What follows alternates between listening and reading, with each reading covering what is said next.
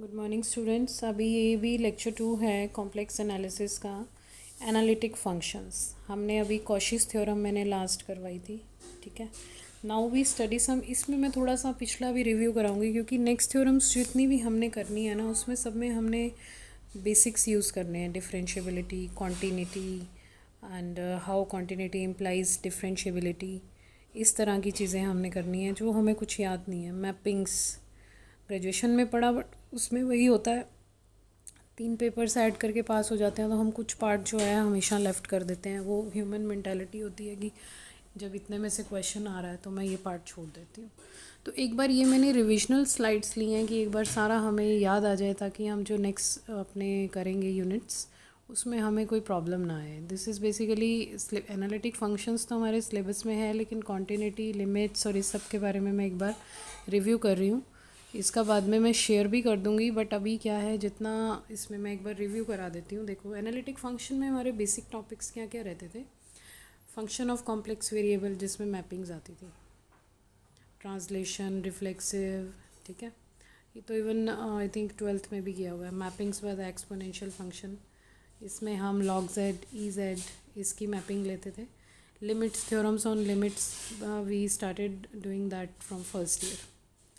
Limits involving the point at infinity, but अभी कभी हमने इसका डीप मीनिंग नहीं लिया। हम सिर्फ डेफिनेशंस की 2-4 थ्योरम्स जो इम्पॉर्टेंट हैं, रटी रटाई आती हैं, वही कर ली।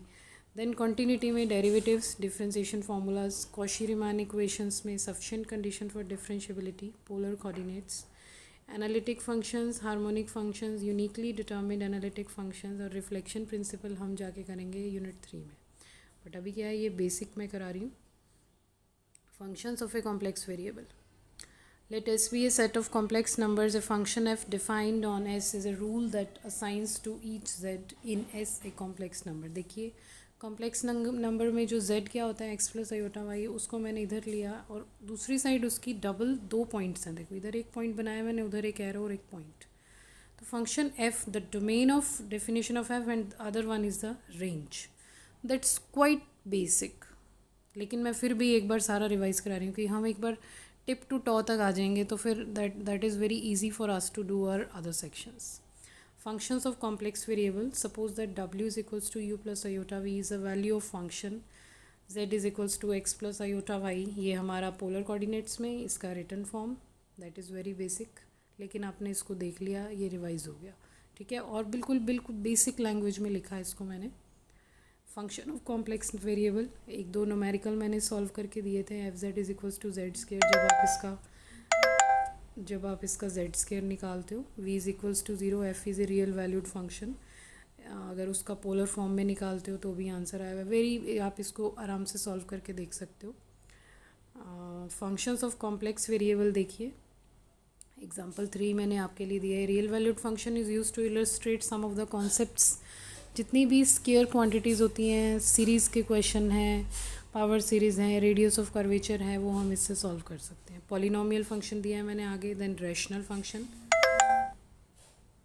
इसके बाद function of a complex variable, multiple valued function. Generalization of the concept of function is a rule that assigns more than one value to a point z in the domain of definition। देखो, इसका मैंने बनाया है complex number z यहाँ पर, f यहाँ पर, w1, w2, wn, n तक इसकी डोमेन के पॉइंट्स हो सकते हैं। Function of a complex variable, ये भी एक न्यूमेरिकल है, और ये न्यूमेरिकल आप याद करो आपने कब किया था। ये 12th में भी था, 12th से पहले आई थिंक 11th में भी था। 11th में एलिमेंट्स में, मिसलेनियस एक्सरसाइजेज में, उसमें बड़ा बेसिक सा क्वेश्चन है। लेकिन अभी क्या है, क्वेश्चन सॉल्व नहीं करना, इसका रिज़ल्ट डायरेक्टली यूज़ करना, ओके।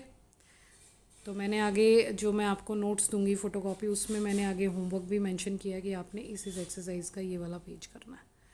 मैपिंग्स के मैंने ग्राफ एक बार रिव्यू करने के लिए शो किए हैं। ग्राफ ऑफ रियल फंक्शन, देखो टेंजेंट का क्या था और ई एक्स का क्या था, 0, 1, 1 e. Note the both x and f x are real values. Next देखिए, कॉम्प्लेक्स वैल्यू फंक्शंस को मैंने मैप करके दिखाया है। F z is equals to f x plus y iota. सारा ग्राफिकल काम मैंने कि मैक्सिमम आपको स्लाइड्स में थोड़ा at least there must be some interest in subject थोड़ा इंटरेस्टिंग लगे। मैथमेटिक्स को बोरिंग नहीं लेना। Then translation mapping, reflection mapping, ये सारा आपका रिविजनल वर्क है। जेड एक्स वाई डब्ल्यू x plus one y. Translation mapping क्या कहती है कि अगर आप उसके पॉइंट्स इंटरचेंज भी कर देते हो रिजल्ट हमारा सेम रहेगा। रिफ्लेक्शन क्या कहती है कि पॉइंट एक है, रिफ्लेक्शन दो जगह भी आ सकती है। तो मीन्स एक पॉइंट एक्स है तो उसका रिफ्लेक्शन आ गया एक्स डैश में, x dash is a other plane, and एक पॉइंट वाई है तो उसका रिफ्लेक्शन आ गया वाई डैश में, y dash is a other plane. So there is a creation of one new plane.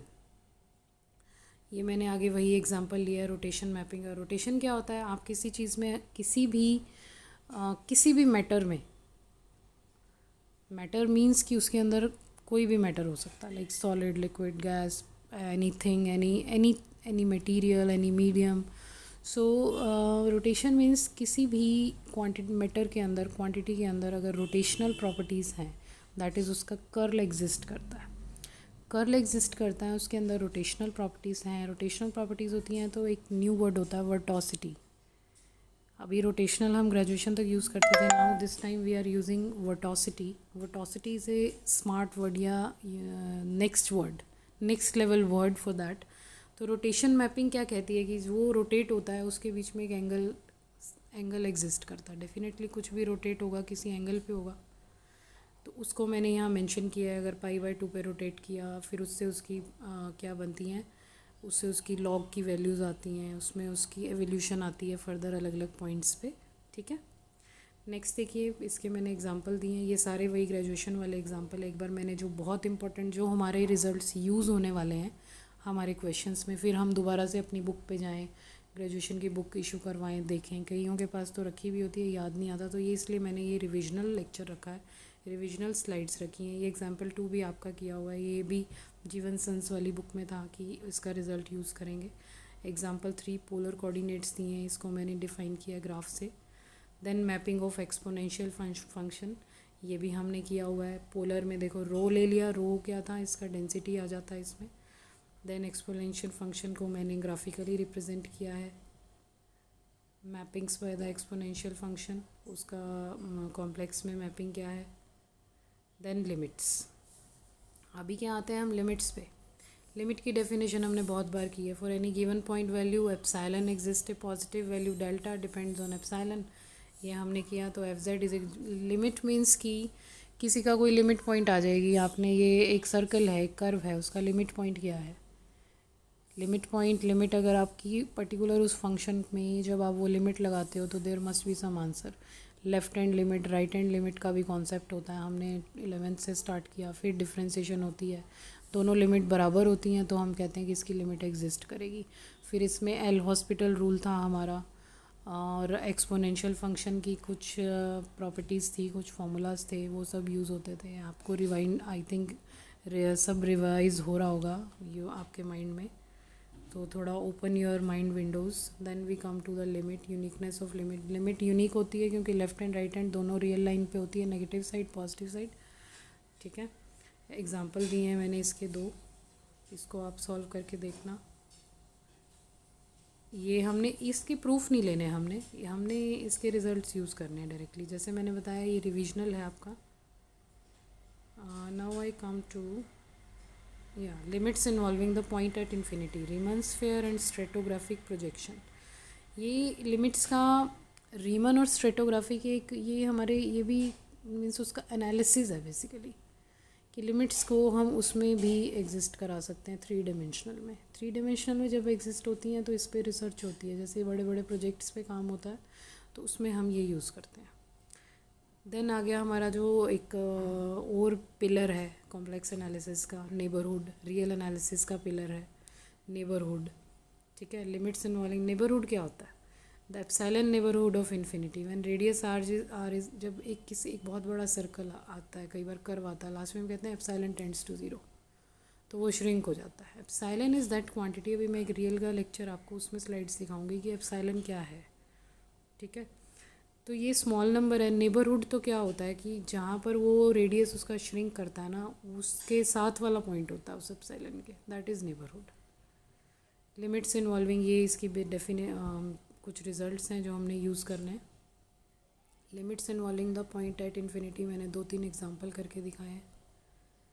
Continuity, function is continuous at a point z0 if limit z tend, continuous कब होता है, अगर पहली चीज़ उसकी limit exist करे। दूसरी limit is equal to the value of f z not जैसे function f z है, उसमें जब आप जैसे f x function x square plus 2x+1 उसमें मैं 2 पुट करूँ, ठीक है, तो कुछ वैल्यू आ जाएगी। अगर वो ज़ीरो आता है तो वो तो उसकी रूट बन गई, रूट नहीं बनानी यहाँ पे अगर वो फंक्शन और उसकी लिमिट बराबर हैं तो हम क्या कहेंगे, वो कॉन्टीन्यूस है। Means limit continuity totally depends on limit. पहले लिमिट आएगी फिर कॉन्टीन्यूटी आएगी, ठीक है। देन कॉन्टीन्यूटी की कुछ थ्योरम्स हैं। Composition of continuous function is itself continuous. दो फंक्शन अगर कॉन्टीन्यूस हैं उनकी कॉम्पोजिशन भी कॉन्टीन्यूस होगी, ठीक है। अभी ये नेक्स्ट थ्योरम है, if a function f z is continuous and non zero at a point z not then f z not equals to zero throughout the neighbourhood of that point. इसका मैंने proof लिया, इसमें contradiction आता है। Contradiction क्यों आता है, neighbourhood हम लेते हैं और इसको आगे मैंने एक्सप्लेन भी किया है। एप्सिलॉन आएगा इसमें, देखो इसका मैथमेटिकल किया हुआ मैंने, f z not equals to zero. तो फॉर ऑल एप्सिलॉन ये क्या होगा, यहाँ पर भी कौन काम कर रहा है, नेबरहुड काम कर रहा है। फिर हमने नेक्स्ट थ्योरम लिया, there exist a non negative, इसको बाउंडेड फंक्शन आप कहते हो, ये हम रियल में पढ़ते आ रहे हैं, बस इसका मैंने रिजल्ट लिखा है कि इसको हम यूज़ करेंगे। Then derivative, f be a function whose domain of definition consist the derivative of f at z not is the limit, ये हमारा बेसिक फॉर्मूला। देन इसके डेरिवेटिव्स के मैंने पॉइंट्स को ड्रॉ करके दिखाया है, illustration of derivative. I share all PPTs with you, और इसको मैं वैसे आपके ग्रुप में भी शेयर कर दूँगी। डेरिवेटिव्स हैं, देखो ये क्वेश्चन है, इसको आप सॉल्व करके, सॉल्व भी किया हुआ है, इसमें तो कुछ बचा ही नहीं सॉल्व ना करने वाला, एक्सरसाइज तो कोई है ही नहीं। फिर आगे फर्दर 2-3 एग्जांपल मैंने इसके दिए हैं। तो अभी क्या है, इसको देखिए, continuity and derivative. Continuity does not imply derivative but differentiability implies continuity. इसका मैंने एग्जांपल भी आगे दिया है। Existence of derivative function at a point implies the continuity of function at that point. ये तो हमने बहुत बार पढ़ा है, इसके इलस्ट्रेटिव एग्जांपल्स हम सॉल्व करेंगे, मैं आपको एक्सरसाइज दूंगी। देन डिफरेंशिएबल फार्मूलाज, वही डिफरेंशिएशन जो हमने पहले पढ़ी, d y d z u upon v वाला, product rule and basic derivative, वही कॉम्प्लेक्स का भी डिफरेंशिएशन वैसे ही होगा जैसे नॉर्मल होता है, नो चेंज इज़ देयर। मैंने 2 एग्जांपल्स दिए हैं, आपने इसको सॉल्व करना है, वैसे मैंने आंसर भी मेंशन किया हुआ है, बट आप इसको सॉल्व करो। ये बुक के 2 पेजेस की एक्सरसाइज का एक क्वेश्चन मैंने असाइनमेंट दिया आपको, ये आपने करना है। आई थिंक इतना एनफ है इस लेक्चर के लिए। मेरी स्लाइड्स तो 80 हैं, वो तो चलती जाएंगी अभी तो हम 48 स्लाइड पे हैं, ठीक है। तो आप इतना, ये जितने असाइनमेंट इसमें हैं, 4 असाइनमेंट तो इसमें है, 4 क्वेश्चंस, 4 पहले वाले में 8 क्वेश्चंस का असाइनमेंट हो गया, तो ये आपने कंप्लीट करना। Thank you.